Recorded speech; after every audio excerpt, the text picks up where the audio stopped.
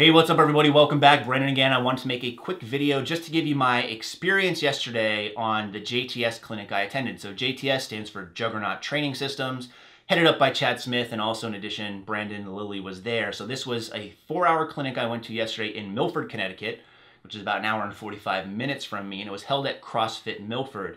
I want to say a big thank you to Jason over at Crossfit Milford for hosting this event. It was really cool to actually go and train, and we appreciate you opening the gym to us.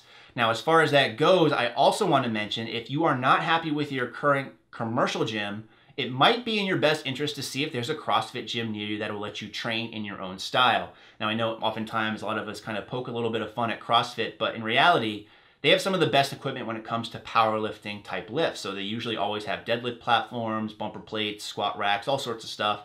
So look into it. You might be surprised at what you find. In addition to that, I just want to say what's up to several of you viewers that actually were at the same event and came up to me and said, hey, that would go to Charlie, Tim, and Josh as well. It was cool to meet you guys and put a name to the face in that case. And it was fun to lift with you overall. Now, as far as the clinic itself goes, it cost me $125. I know it's often a question that's going to come up. Well, how much did it cost? 125 bucks. And in my opinion, it was well worth it. I just wish I didn't really have to drive that far. The way the day went is we started off talking about mobility and doing some warm-up exercises. And you guys might think, well, why would you really do that? You know, aren't you more concerned with the lifting aspect of it? And while initially I would say that's true, I actually learned probably the most about the mobility and warming up, meaning I learned that my breathing is terrible. And I probably could have told you that, although I didn't really put as much emphasis on it in my own training. It's something that I'm going to really try to focus on and get better at. And maybe I'll make some videos if you guys are interested in seeing that. From there, we jumped into the actual lifting itself, and it worked pretty much like a powerlifting meet where we started off with squats, then went to bench, then went to deadlift. We would talk both before and after each lift, talk about general strategies, what we wanted to do, assistance work. Chad and Brendan would answer any questions that we had about the event, and I got a lot out of that session as well. Now, during the actual lifts themselves, we'd split up into multiple groups around the gym, which was pretty big, and we just go about our own lifting, just gradually increasing the weight, and Brandon and Chad would walk around and give you feedback.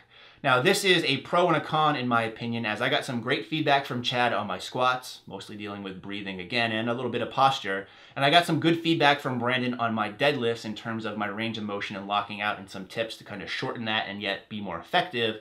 However, at the same time, because there's only 2 of them and there were 24 of us in attendance, I don't feel like they got to everybody. And this is the case with me with bench. No one came and actually saw my bench, so I didn't get any direct feedback on that, which is really disappointing in my opinion, only because that's really what I wanted to get out of this. I wanted some help with my bench because my bench sucks in my opinion. But I still got a lot of information out of it. Now, overall, I think the clinic was a big success. Again, 4 hours of picking the brains of some of the top lifters in their respective weight classes, not to mention in the world, was a great experience. It's really cool to be around people who have a lot of similar goals, and that is strength in this case. We're all trying to grow, get better. There's a lot of positive encouragement going on and a lot of learning in general. So I really feel like I got my $125 worth. So I highly suggest you guys check out JTS, and I highly suggest if you have a clinic coming near you, might be interested in checking it out, because not only do you get information, but it can really ignite your fire, so to say.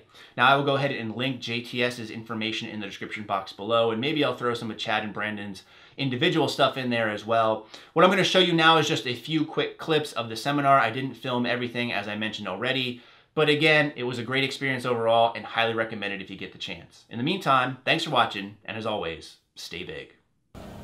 Everyone obviously knows how to breathe to some degree because you're all alive, but breathing properly to improve movement, to improve wellness, and to improve your performance, right, is definitely a different thing.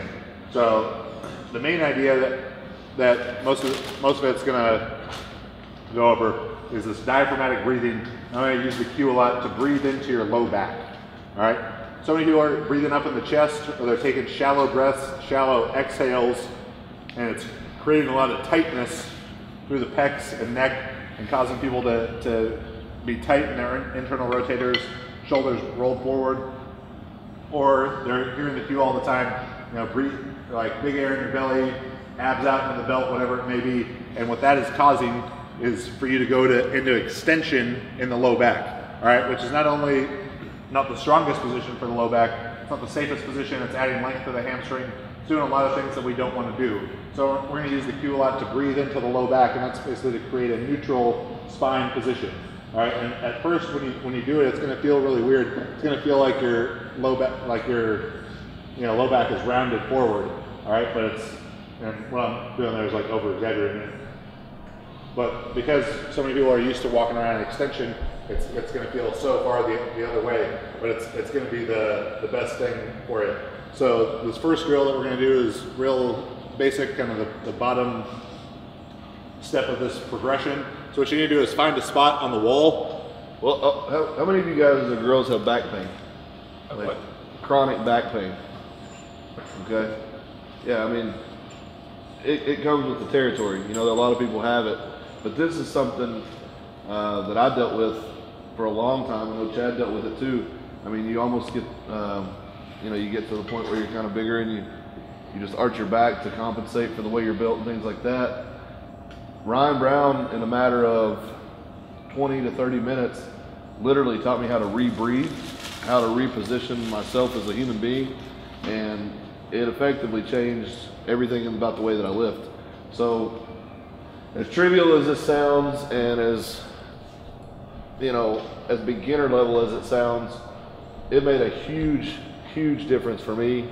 I know it has for Chad, I know it has for a couple other lifters, but when you start utilizing, on a pyramid of importance, you can go without food for a few days, you can go without water for a few days, you can go without air for how long?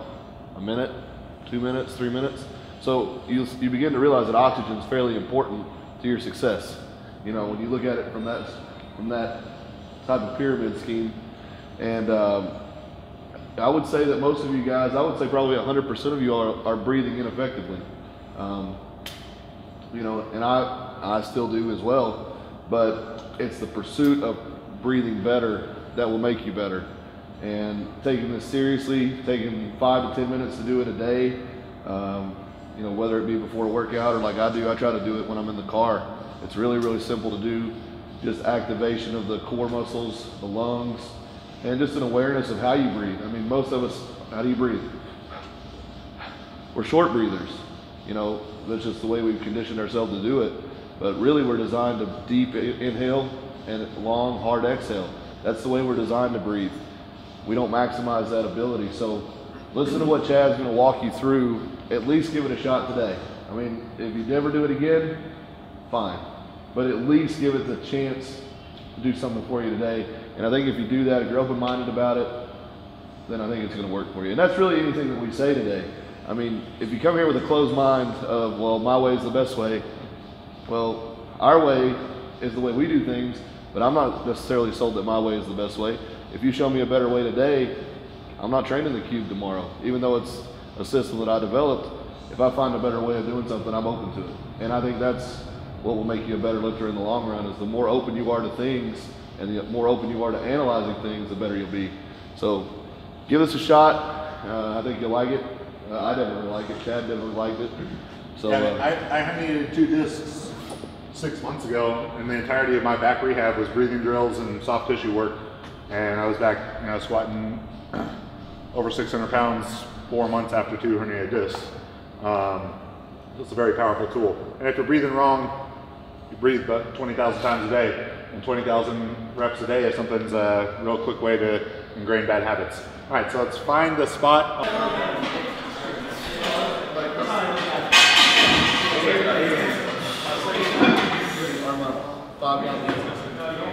That way, if it goes really well, I can say,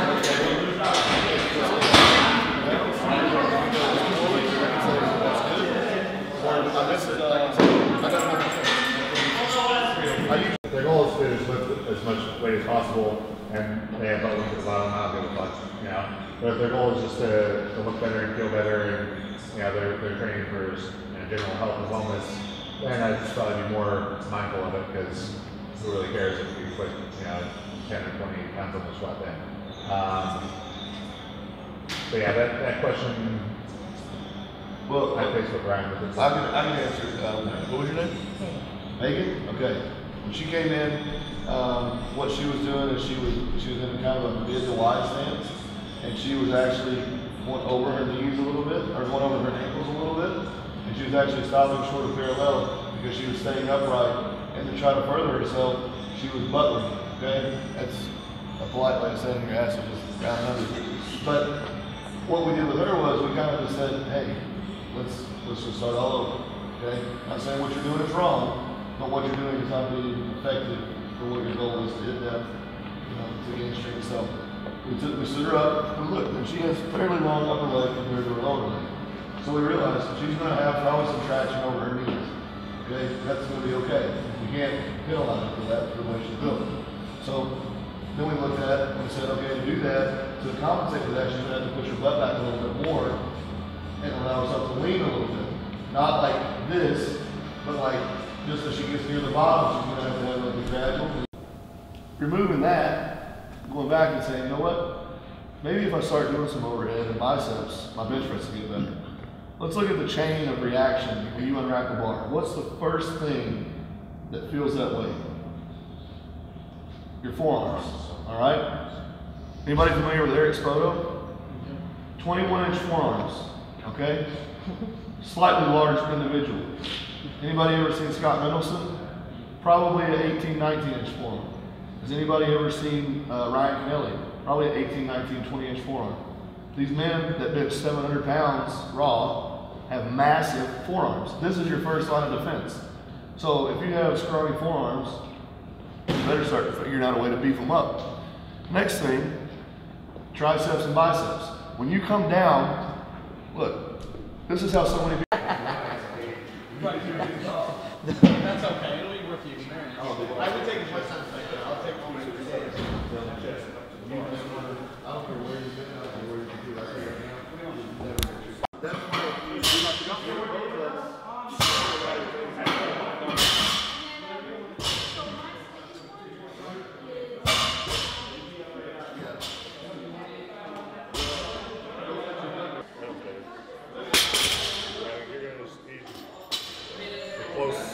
a close stance. So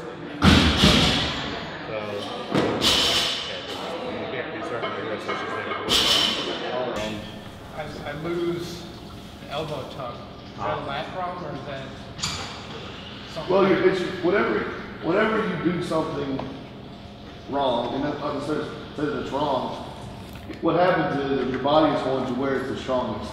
So right now, your body is probably going to a position to give you more pec and delt leverage than tricep and lat leverage. So it's just going to be something that you're going to have to practice with over time. Like Benny said, the stronger your lats, the stronger your triceps, typically the more you bench. So those might be 2 areas that you've neglected or misunderstood how to train for your bench. So dedicate to just training your triceps, your lats. Don't think I have to go maximum weight, because that's when you see the flaws, is when you go to a maximum. Set your mind up, I'm going to train at 70 to 75% for a while, allow those weaknesses or weak points to catch up a little bit, and then see, okay, I've trained 6 weeks, I'll see what my triceps and lats have done in 6 weeks, and then go for a PR. Give yourself an honest man's chance to improve. Don't always say, well, I did this for 10 days, I'm going to try for a PR. It takes a little time to see the game. If I can jump into something I recommend highly, is videotape your lifting. Yeah. Critique, coach your lifting. I get so annoyed because I have videotape, I have old tapes, I don't even know how I'm going to transfer over it. But it was the best advice I was ever given. And watch them, don't just post on YouTube for your friends to see. Watch, critique your lifting. When you see what you're doing, you're going to be appalled at some of the things you're doing. And you'll be your best critic and your best coach.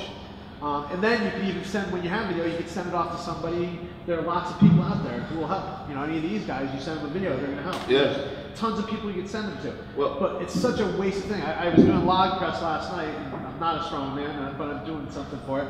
And I was able, my last 3 lifts of a set of 5, each one got better. And I was able to just pick out, I watched the video probably 20 times, and I'm like, by the 10th time, I'm like, what am I doing differently? What am I doing differently? I was finally able to pick it up, like 15 through 20. I'm like, now I know exactly what to do next time I go grab that log. especially if you don't have training partners. Now, I train by myself almost all the time. I always send random videos, like, you got to get some eyes on it. Yeah, and the other thing is, watch it as if you're watching someone else. Don't watch it to pat yourself on the back. Don't watch it to shred yourself to pieces. But watch it like in an encouraging way that, okay, this is a flaw that I see. And that's what I always try to watch myself on. Is, okay, regardless of the weight, what did I look like doing it? You know, I don't care if it was a PR or not, how did it look? You know, and I try to, yeah, my foot slid a little bit or I'm a little bit loose here, you know, maybe I'm on my toes when I squatted, things like that. And Vinny's right. I mean, you will learn a lot just from watching yourself. And the other thing, I mean, to this day, I still am a YouTube fiend for other lifters. I watch guys that I respect.